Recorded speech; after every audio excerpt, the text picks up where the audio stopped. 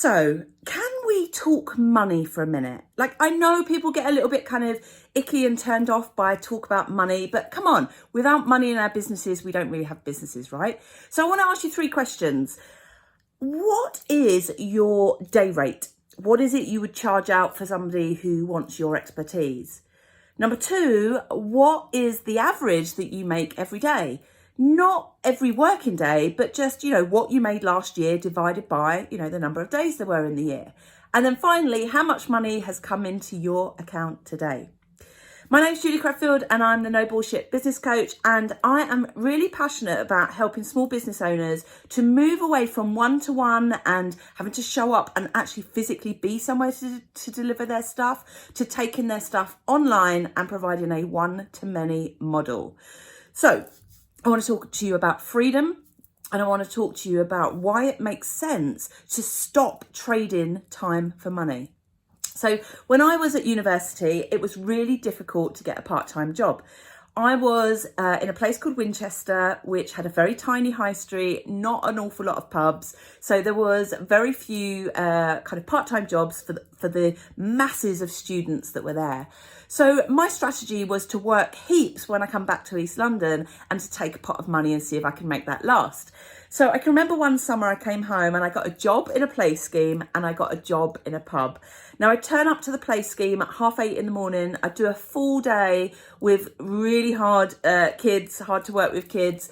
And then I'd come home at about 5:30. I'd have something to eat. Sometimes I've had a little bit of a nap. I'd have a bath, get myself ready. And then I'd go and work for 4 or 5 hours in my local pub. And I would do that 5 days a week for around 8 weeks during the summer and sometimes over Christmas. And what I realised is at the time I felt like I was making a lot of money, because although I was probably on about 12, maybe £14 an hour, I'd probably take home, I don't know, between 600, maybe around £600 a week after taxes. And for me as a kind of student, that was a lot of money, or at least it felt like it. But I can really remember thinking, this is not sustainable. Like, if I have to work this hard, like, this is not, the working life is not for me. I can remember feeling like that, because when you have to work more hours to make more money, it's not sustainable. And that's when you burn out. That's when you start to resent it. And you can't do that for long periods of time. And I see a lot of coaches, consultants, small business owners doing that very same thing, where they have a money goal, where they're like, I want to make more money to make my life a bit easier. And what they do is they think, I'll just find more clients. So what they do is they tend to work more hours. And that is just the quickest way to burn out.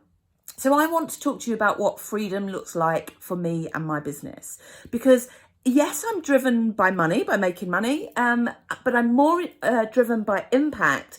And for me, both of those things are about freedom. So for me, freedom is making money on a Sunday when the weather is crappy and I'm having a sofa day with my daughter. Freedom is me not having to be location dependent, so I could run my business from anywhere in the world. Freedom for me is not worrying about what's happening with Brexit, or what the corporate world is doing, or whether people have budgets or not. Freedom for me is being able to come up with new ideas for new income streams and new projects, and being able to explore new projects without thinking, God, how would I fit anything more in? Freedom for me is being able to welcome clients into my world, knowing that it's likely they will buy another thing from me further down the line. Freedom for me is not having to work every day of the week. Freedom for me is being able to make money while I'm not working at all. So during the summer holidays, so that I can spend time with my 7-year-old. And that and it's only been in the last maybe 2-3 years where I've really kind of upped that. And for me, it's all about group programs.